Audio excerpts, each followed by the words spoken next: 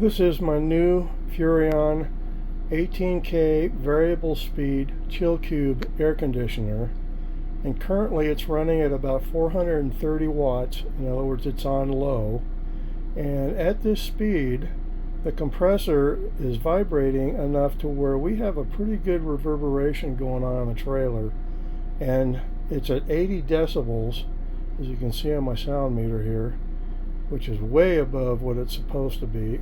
I'm kind of wondering if I have a defective air conditioning unit or not.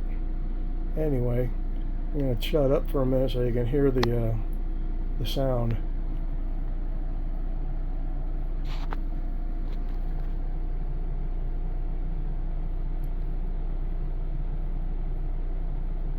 That's it.